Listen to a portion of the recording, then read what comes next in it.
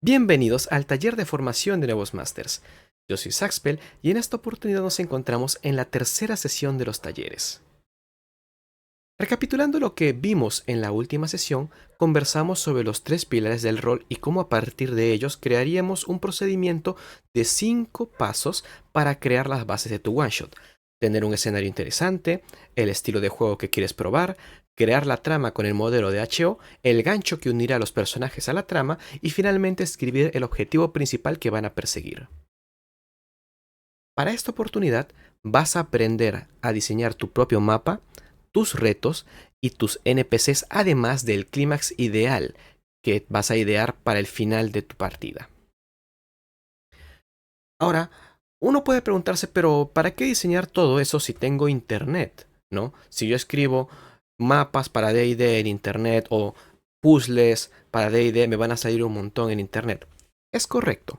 Te van a salir varios, cientos de mapas, cientos de puzzles que puedes implementar y puedes utilizarlos, claro que sí.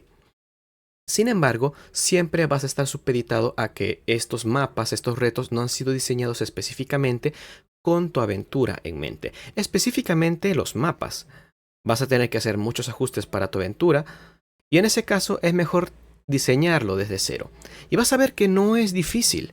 Solamente necesitas seguir el formato de las 5 habitaciones.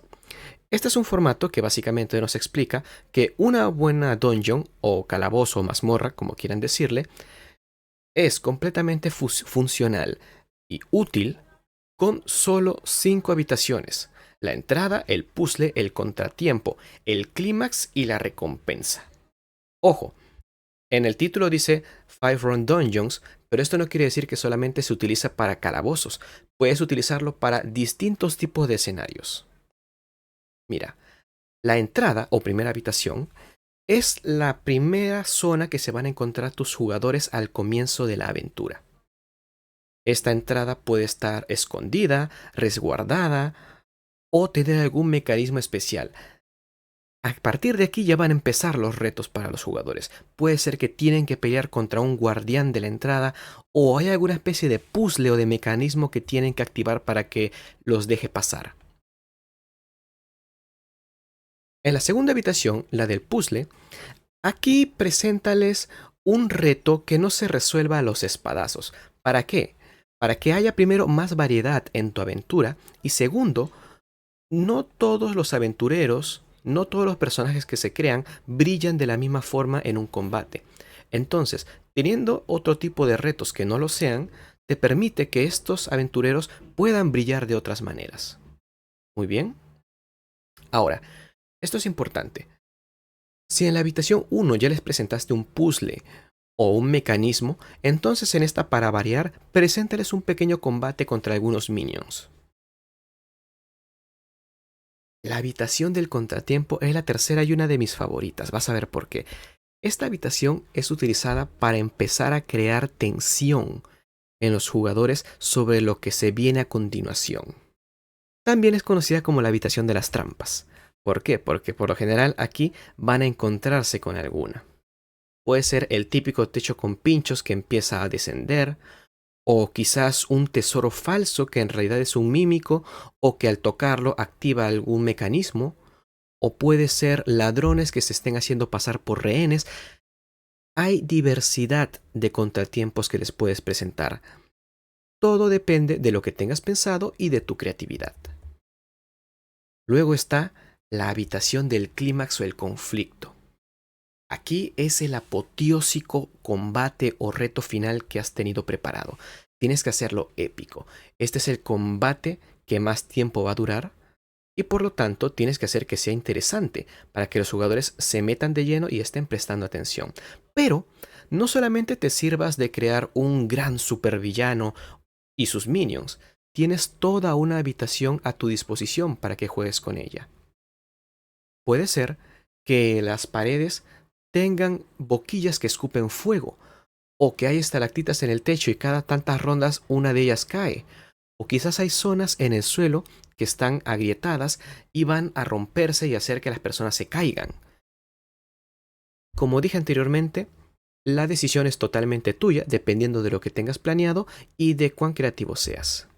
Finalmente está la habitación de la recompensa, la más importante de todas. ¿Por qué? Porque aquí le vas a presentar a los jugadores el premio a su esfuerzo, que puede ser material o de otro tipo.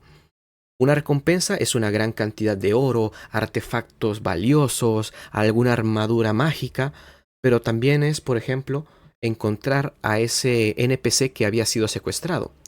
O del lado de la recompensa que no es material, la recompensa puede ser que ahora con todos los ladrones muertos, el pueblo de los aventureros por fin pueda descansar de tanto robo, de tanta agresión. Pero hay un detalle. Esta habitación no solamente puede servir para recompensarlos, sino también para meter un giro en el guión. Aquí puedes revelar una realidad que hasta ahora se les escapaba a los jugadores y que también te puede servir como de anticipo para una futura aventura. Por ejemplo, quizás el villano que han derrotado sea solamente un segundo al mando y el verdadero villano está oculto, pero aún así planeando fechorías en algún otro lugar del mundo. Y entonces significa de que su pueblo solo va a descansar momentáneamente. Hasta que no acaben con el verdadero villano, no podrán descansar en paz. O tal vez sea un giro de guión no tan abrumador, no tan brusco. Puede ser que la recompensa no se encontraba aquí, sino en una habitación anterior que ya habían visitado, y solamente tienen que volver sobre sus pasos y descubrir dónde estaba. Todas estas 5 habitaciones las vas a llenar con lo que tú creas conveniente para tu aventura. Y nuevamente, la dirección que tienes que tomar es ser creativo y que lo que presentes se ajuste a lo que quieres contar. Pero entonces, ¿tienes que presentar todos en ese orden que te he mostrado? No. Mira, estos son algunos ejemplos de cómo puedes conectar las salas y no son los únicos. ¿Ok? No son los únicos. Tienes en forma de cruz, en forma de V, en forma de L, puede ser en forma de un cuadrado. La decisión es totalmente tuya cómo quieres interconectar las habitaciones. Y también dependerá de la aventura o del escenario que tengas pautado. Por ejemplo, la habitación de la cruz puede ser para aventuras que ocurran en las alcantarillas. Descienden por una escalera en la habitación central y luego van a tener que ir hacia la habitación del norte, la del sur, etcétera, etcétera. Perfecto. Con estos 5 detalles que te he enseñado, estas 5 habitaciones, vas a tener tu mapa. Al menos en papel, escrito, con lo que va a ir en la habitación 1, la habitación 2, pero lo vas a tener. Ahora, necesitamos saber sobre diseño de NPCs. ¿Por qué son importantes los NPCs? Porque le van a brindar apoyo a los jugadores o ser rivales. Lo primero que tú tienes que preguntarte al momento que quieres diseñar un NPC es, ¿este personaje es importante? Si la respuesta es sí, entonces adelante. Si la respuesta es no, eso quiere decir que es un NPC que puedes crear al voleo en el momento cuando lo necesites. Y no es necesario tener tanta preparación. Nuevamente, si la respuesta es sí, entonces presta atención a lo que viene a continuación. ¿Cómo vas a crearlo? Solamente con 4 cosas. Los 4 saberes. Debes saber su pasado, saber su apariencia, saber su actitud y saber la utilidad. ¿Cómo es eso de que tienes que saber su pasado? Al momento de crearlo, tienes que saber de dónde viene y cómo ha llegado aquí. Así que te vas a hacer estas preguntas. ¿A qué se dedica este NPC y por qué está aquí, en este lugar y en este momento preciso? Puede ser que sea un investigador que se dedique a indagar sobre antiguas civilizaciones no documentadas y había escuchado de que por aquí había un antiguo templo que contiene información valiosa sobre alguna civilización de la cual no se tiene registros. Está aquí o se lo encuentran los jugadores en ese momento porque se había perdido, porque estaba intentando descifrar unos jeroglifos, unas runas, porque quería adentrarse más pero se había lesionado o no tenía los recursos. Todo depende de cómo quieres presentar al personaje y por qué está ahí. Ahora, también es importante que sepas su apariencia. ¿Por qué? Porque la apariencia es lo primero que vas a tener que contar sobre el NPC al momento que lleguen los personajes. Y esto es importante. Limítate, aparte de, claro, las características y detalles superficiales que tienes que sí o sí contar, como es un humano, es hombre o es una mujer, tienes que solamente limitarte a dos características, las dos características más resaltantes de su figura. ¿Por qué? Ya lo vamos a ver más adelante, pero te anticipo que tiene mucho que ver con la atención de los jugadores. Una vez que tengas esos dos detalles más importantes de su apariencia, te toca saber describir su actitud. He visto que algunas personas tienden a escribir guiones sobre lo que va a decir los NPCs, dependiendo de qué es lo que le pregunten los jugadores. Y ok, es un recurso bueno, pero he visto de que muchas veces sufren cuando el jugador les pregunta algo que no tenían previsto. En ese caso tratan de simplemente deshacerse de la pregunta lo más rápido posible. Y en realidad esto te sirve para jugar mucho con las expectativas de los jugadores. Y para saber cómo va a responder un NPC no es necesario un guión, solamente saber cómo es su actitud. Y para ello, céntrate en los dos adjetivos que más lo identifican. Tienes un montón. Atento, feliz, juguetón, confiado, educado, tranquilo, inteligente, molesto, tímido, cobarde, conflictivo, etc. Piensa en lo siguiente, vamos a hacer un pequeño juego. Un personaje va a acercarse a tu NPC y le va a preguntar ¿dónde está el tesoro? Yo te voy a dar dos adjetivos y tú vas a pensar más o menos cómo va a actuar o cómo va a responder. ¿Ok? El primer NPC, amistoso y dócil. ¿Dónde está el tesoro? Te haces una idea de más o menos cómo va a actuar, ¿no? O de cómo responder. Bien. El segundo NPC es conflictivo y grosero. ¿Dónde está el tesoro? ¿Ya? Finalmente, el último NPC que te voy a presentar es sabio y precavido. ¿Dónde está el tesoro? Dependiendo de cuál ha sido la actitud que hayas ideado para el NPC, vas a saber cómo puede responder o actuar en distintas situaciones o a distintas preguntas. Por último, y el más importante, saber la utilidad que tiene dentro de la partida. ¿Es un NPC de apoyo? ¿Va a brindarles información, ya sea por las buenas o por las malas, a los jugadores? ¿O les va a brindar algún objeto que les sea de vital importancia para completar su aventura? ¿O va a servir de un contratiempo? Se va a interponer en su camino de manera conflictiva, quizás está a favor del villano, o quizás es ingenuo y torpemente intenta ayudar, pero siempre se mete en el camino de los jugadores. O a lo mejor es parte del objetivo de la misión. Los jugadores vienen por él, o los jugadores vienen a detenerlo, o a rescatarlo. Todo depende de cómo hayas pensado en qué te puede ser de utilidad. Excelente. Ya tienes diseñado el NPC en tan solo 4 pasos. Y ahora llegará el momento de que lo tengas que interpretar. Y para ese momento te voy a dar 3 consejos. El primero, describe su apariencia. Es lo primero que los jugadores tienen que saber de él. Y tienes que mantenerlo breve, conciso.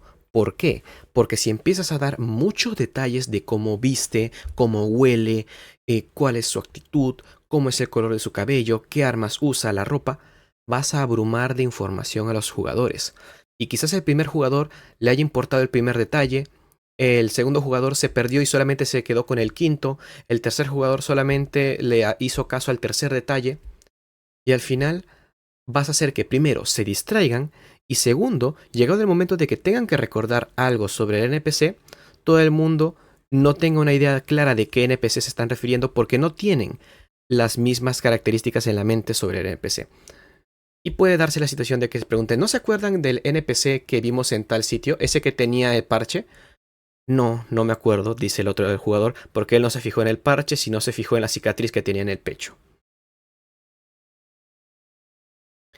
El segundo tip, recuerda la actitud que le habías puesto. ¿Por qué? Porque te va a permitir saber cómo va a contestar y actuar a lo que ya has previsto o a lo que no tenías previsto, a las cosas que de pronto el jugador se saca de la galera y tienes que improvisar. Y finalmente, dale una voz. Y no es necesario que sea una voz de locutor la que debas tener o una voz de orador. No, es simplemente darle una voz característica para recordarlo mejor, para que no solamente se quede en el papel, sino en las mentes de tus jugadores y en la tuya. Puedes darle una voz muy gruesa o muy ronca. O quizás darle una voz muy aguda. Todo depende de ti. Sé creativo y al final la idea es que se diviertan. Vale. Cuando hablamos de retos, la gente por lo general piensa un combate o una tirada de dados para pasar un puente que se está rompiendo o un agujero, ¿no? Un skill check al final. Y está bien, sí, son retos, pero los retos no solamente son esas cosas. Cuando me refiero a retos, quiero decir puzzles. Y para crear un puzzle tienes que tener tres cosas.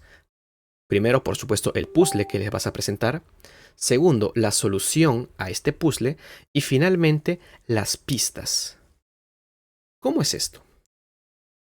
El puzzle es lo que les vas a presentar a los jugadores. Lo que les vas a narrar cuando entren a esta habitación y te pregunten qué es lo que vemos.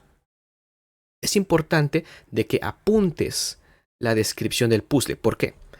Porque para resolver un puzzle es muy importante los detalles que les vas a dar al jugador, o mejor dicho, a los jugadores. Entonces, si tú la primera vez describes el puzzle, das unos detalles, después te vuelven a pedir que especifiques algunos detalles y vuelves a dar la descripción, pero le quitas algunas cosas o se te olvidan algunas o le añades otras, vas a empezar a hacer que los jugadores empiecen a salirse de la aventura. ¿Por qué? Porque se están distrayendo mucho con los detalles que originalmente les diste, con los nuevos detalles que ahora tienen y que no estaban en la descripción original. Entonces, para tener todo bien breve, bien conciso y que sea uniforme, debes tenerlo apuntado. Un detalle importante, el puzzle tiene que ser necesario para poder progresar, porque si yo puedo ir simplemente caminando hacia la otra habitación y me dejo el puzzle, pues el puzzle no es de utilidad. Tiene que ser un puzzle que le permita a los jugadores sentir que progresan y que sea necesario hacerlo para que puedan seguir en la aventura. La solución es esa parte del puzzle que no les vas a mostrar a los jugadores. Lo tienes apuntado, pero a espaldas de ellos porque solamente tú puedes verlo. Aquí vas a tener los pasos para resolver el puzzle, pero es importante de que estés abierto a la posibilidad de cambio. ¿Qué quiere decir esto? Mira, cuando están resolviendo puzzles los jugadores, es posible de que siempre estén perdidos y no acierten a la diana de lo que tienes pautado, que es la solución. Pero si ves que los jugadores están metidos en los personajes, están muy enfocados en resolver este acertijo y están muy metidos en la trama, falla un poco a su favor. ¿Por qué? Porque al final eso es lo que se quiere en una aventura, que los jugadores se involucren en la historia a través de los personajes. Y si ves que lo estás consiguiendo, entonces empieza a darle pequeñas victorias. Cambia algo de la solución para que esa última idea que lanzaron al final tenga algo que ver. Y eso los motiva. Los motiva a seguir interpretando, los motiva a seguir buscando la solución. Y por supuesto al final están las pistas. Las pistas son esa parte de la solución que sí le puedes dar a los jugadores. Los van a ayudar a conseguir resolverlo y se la puedes dar o directamente a través de la interacción, es decir, los jugadores dicen quiero revisar esto y simplemente le das la pista, o a través de skill checks. Puedes incluso hacer una combinación de ambos. Le das unos detalles básicos cuando interactúen por primera vez y después van a requerir una tirada de arcanos o de historia o incluso de trato con animales para sacar más información. Todo depende de cómo idees el puzzle. Excelente. Ahora estamos en el diseño del clímax. Esa parte final de tu aventura. El gran boom. Esta resolución es la forma que tú habías ideado de cómo sería el final.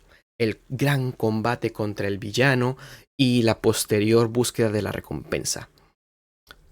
Es importante que lo tengas apuntado, sí, pero estate abierto a realizarle cambios. ¿Por qué? Porque a través de lo que hagan o deshagan los jugadores pueden haber algunos cambios al final de lo que ocurra. Y esto está bien. Ningún plan A resulta. Siempre hay que estar haciendo parches o cambiando de planes. Es totalmente normal. Ahora bien, uno se puede preguntar, ¿y para qué voy a crear entonces una resolución ideal si no van a llegar a ella? Porque sin una resolución ideal, no tienes un norte a cual dirigirte. Puedes estar poniéndole puzzle tras puzzle, combate tras combate y los personajes avanzando habitación tras habitación sin saber cuándo es el momento en que pueden decir sí, hemos completado, hemos logrado llegar al final de esta aventura. Muy bien. Recapitulando, el día de hoy has aprendido a diseñar mapas con el formato de 5 habitaciones, sabes diseñar NPCs con los 4 saberes, también retos a través de los 3 puntos del puzzle, la solución y las pistas, y finalmente sabes la importancia de tener un clímax ideal que puede estar sujeto a cambios. Para esta sesión, la actividad que vas a hacer va a ser diseñar tu propio mapa. También vas a tener que diseñar un NPC importante para la aventura y diseñar un puzzle y el clímax ideal de la aventura que tienes pensada. Muy bien. Ahora, en futuras sesiones vamos a ver lo relacionado a cómo diseñar un encuentro de combate que esté balanceado y que sea divertido. No solamente sea tirar dado tras dado. Por esta sesión podemos dar por concluido todo el tema. Les agradezco mucho por su atención y nos veremos en la siguiente semana en la cuarta sesión de los talleres de formación de nuevos másters. Muchas gracias.